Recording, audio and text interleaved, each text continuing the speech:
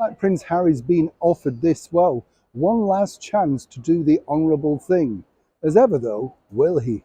Hi, good morning. Neil Sean here. Nice to see you. I hope you're keeping well today.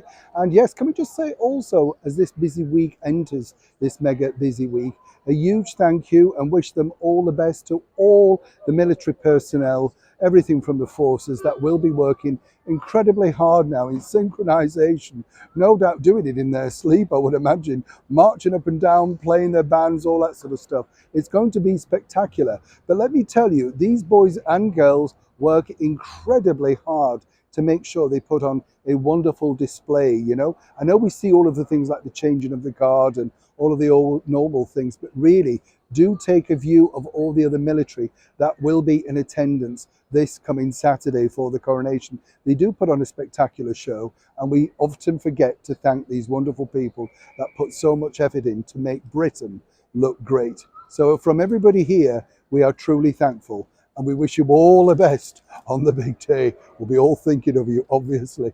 Back as ever to your breaking roll story of the day.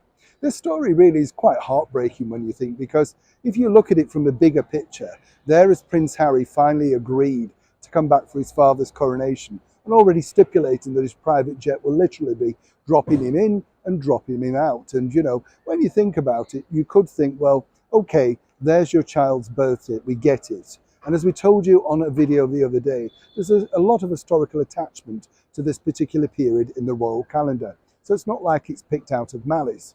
But the bottom line is, according to a very good source, the King and the Queen, Camilla, would still very much like to finally get to meet in person, at least, their, grandchildren, Lilibet and Prince Archie, Princess Lilibet. You see, what I find baffling, and I'm sure lots of people do actually watching this, is that the King, although it was royal protocol, graciously announced on the royal website that that would be their new titles. You would have thought that that would have been enough to spur Prince Harry and his wife, the cable TV actress Meghan Markle, into some kind of, gracious sort of reaching out, at least a thank you, all of that sort of stuff.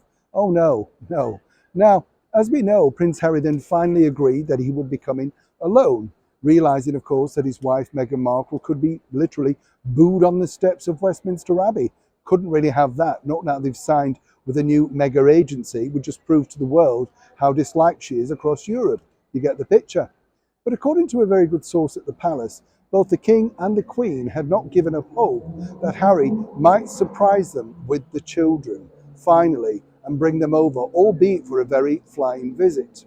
Now, as it stands today, there's truly no final word back.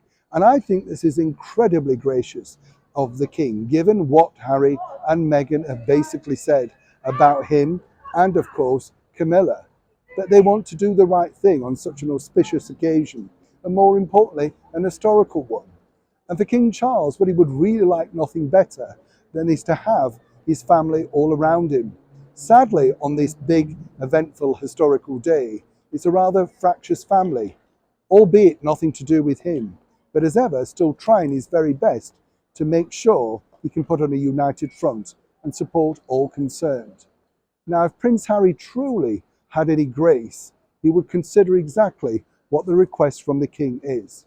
Please bring your grandchildren over so that finally the King and the Queen could meet them both together.